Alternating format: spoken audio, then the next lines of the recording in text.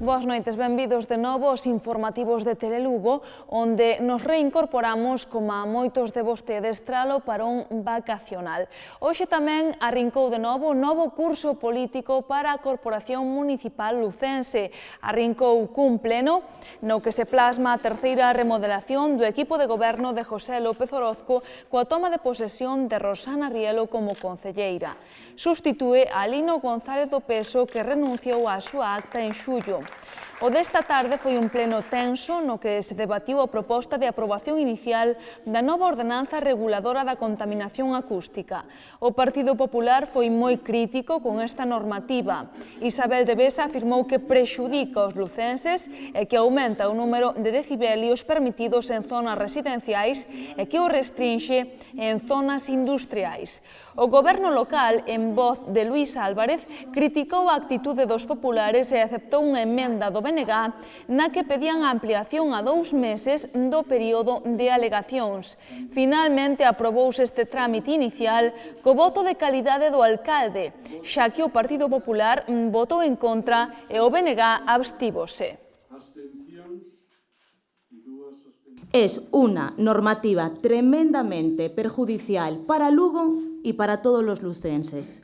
Siempre dijimos que estaba pensada al revés. Está pensada al revés porque es más exigente con las actividades que generan menos molestias y porque el único lugar donde contempla reducir el nivel de decibelios es precisamente donde menos perjuicios ocasiona, que es en las zonas industriales. Es una ordenanza más restrictiva con aquellas actividades como cafeterías, bares o restaurantes que en relación a la ordenanza que actualmente está en vigor, pues ahora se decide implantar unas distancias mínimas de 10 metros cuando ahora mismo no existían. Y paradójicamente son más permisivas con aquellas actividades que generan mayores quejas vecinales, como los locales de alterne, los nightclub, donde ustedes reducen la distancia de los 500 metros a los 75. Señora de Besa, francamente, me costa traballo, e mire que ten vostede dado leccións da súa capacidade para entender as cousas ao revés,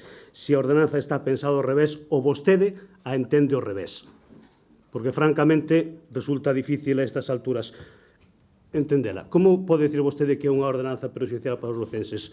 É que vostedes se creen o igual que o Papa transidos pola verdade absoluta? É que representan vostedes todas as sensibilidades dos habitantes do Concello de Lugo?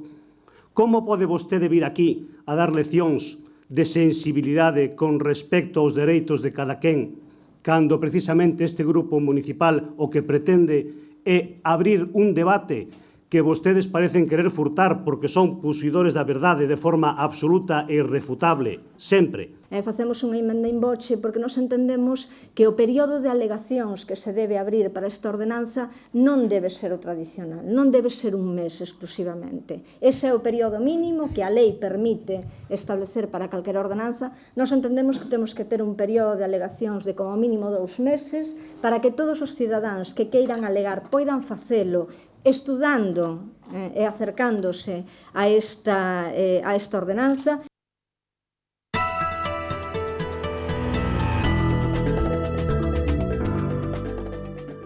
O palista de 23 anos que desapareceu esta fin de semana durante unha regata en Viveiro foi atopado esta mañá con vida e en bo estado de saúde.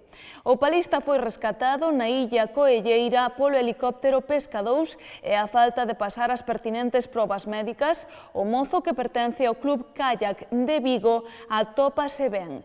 O presidente do club vigués, Santiago González, sinalou que o palista tivo que desviarse cando menos 2 millas do percorrido da regata. O rapaz comezou a remar en dirección norte cando o que tiña que facer era cara ao oeste, polo que perdeu o contacto co resto dos participantes.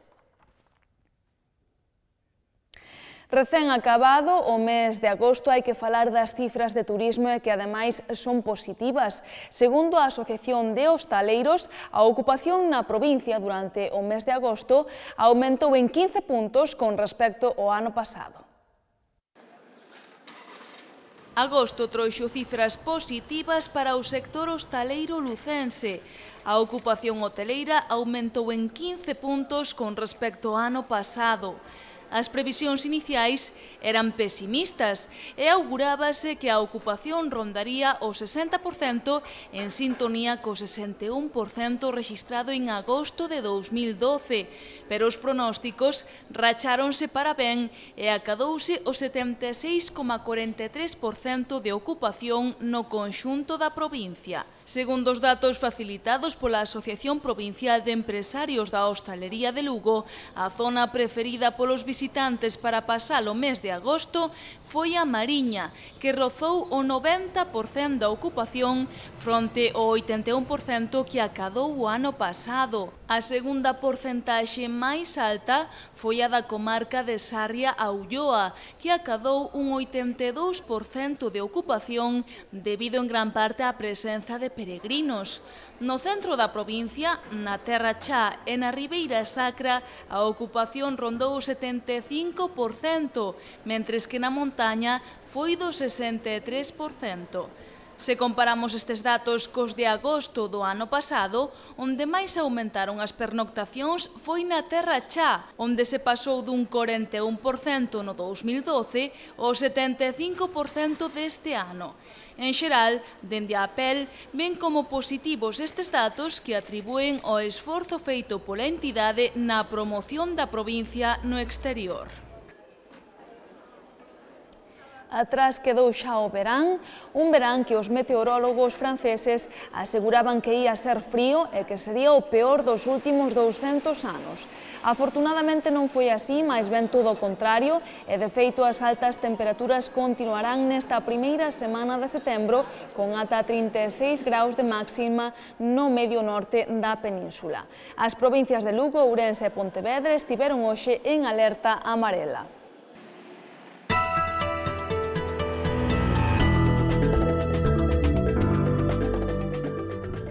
Ata 72 comercios lucenses de todos os sectores participarán este xoves na terceira edición do Mercadiño Street Market, no que se ofrecerán descontos de ata o 80%.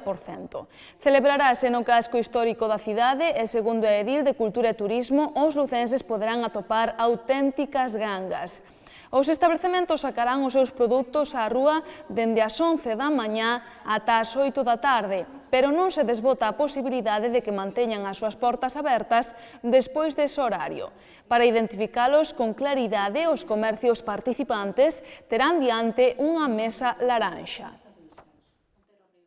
Os veciños e as veciñas de Lugo e todos aqueles que nos queiran vir a ver de outros sitios, pois van a topar con verdadeiras gangas, bons precios para axudar a subir esta outra costa de outono que eu creo que tamén é moi importante, sobre todo tendo en conta que é verdade que é unha época en onde se empezan os colexios, en onde hai que equipar as familias, os nenos e as nenas para empezar o colexio de novo e, bueno, pois ter unha oportunidade onde atopar algo barato, máis barato do habitual, pois eu creo que merece a pena. Merece a pena comprar en Lugo, merece a pena apoiar o comercio de Lugo e merece a pena porque, ademais, o comercio de Lugo fixo uns esforzos moi importantes en estes últimos anos. Todas as cousas que están facendo son precisamente encabeñadas a relanzar ese comercio que en momentos difíciles como son os de agora necesitan precisamente de momentos como este, de actividades como estas. Apoyamos ao 100% todas as actuacións.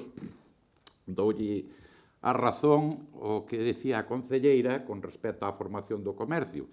Somos a institución a nivel gallego que máis formación impartimos ao comercio. Somos os sextos de España, polo tanto, é un sacrificio que estamos facendo, pero que estamos contentos porque rebunda na boa actuación dos comerciantes. Es un momento difícil para el comercio, yo creo, y que para toda la sociedad española. Y todos nos tenemos que ayudar. Y vuestra ayuda nos llega y la sentimos. O alcalde de Lugo, José López Orozco, e a edil de Economía, Sonia Méndez, entregaron esta mañá os diplomas aos participantes no curso de Tecnoloxías Web organizado polo Plan Urban dentro do proxecto para o deseño dun portal empresarial para a Praza de Abastos e para o mercado. 2 participantes deste curso serán contratados pola empresa que creará esta páxina web para traballar no seu desenvolvemento. Este sábado, o PSOE galego celebra as súas primarias e precisamente hoxe o seu presidente e alcalde de Lugo, José López Orozco, dixo que o seu voto será para José Ramón Gómez Besteiro, xa que lle gustaría que chegue a liderar o partido a nivel autonómico.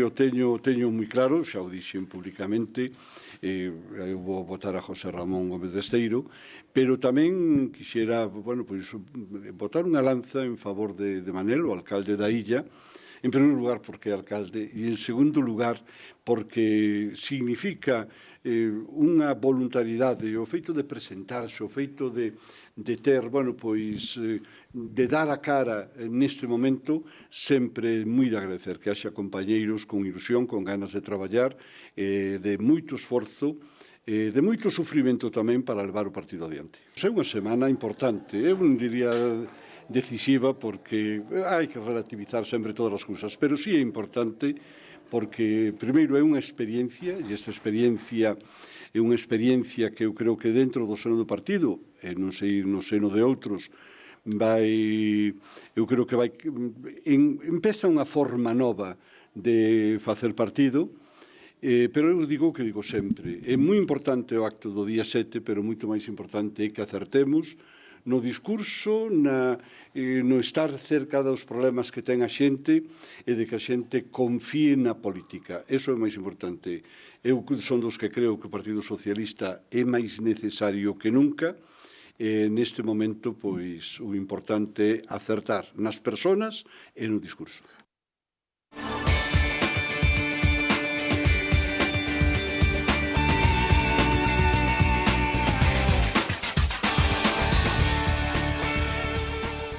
O Breogán comezou a segunda semana de traballo da pretemporada coa vista posta no amigable deste sábado ante o Ourense, que será a proba para o novo proxecto de Lisardo Gómez. O Breogán comezou a segunda semana de pretemporada cun único adestramento, despois de ter dobre sesión durante a fin de semana e coa vista posta no primeiro amigable da pretemporada, que será o sábado en Verín ante o Ourense. Pero antes, o adestrador lucense Lisardo Gómez ten previsto que o equipo realice 2 adestramentos diarios durante martes e mércores, mentres que xoves os xogadores terán a mañá libre e voltarán ao parqué pola tarde e así realizar outros 2 adestramentos o venres, xusto antes do partido ante o COP. Este primeiro encontro servirá para ver as primeiras evolucións das fichaxes celestes e as novas ideas e plantexamentos tácticos introducidos por Lisardo Gómez de cara a esta nova temporada, na que de novo o equipo ilusiona a unha afección que soña con acadar dunha vez por todas o ansiado ascenso á Liga ACB.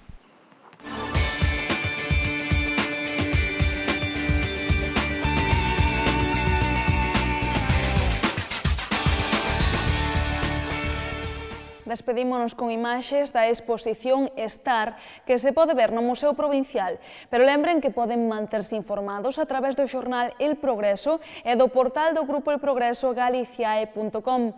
Que teñan moi boa noite. Vémonos mañá.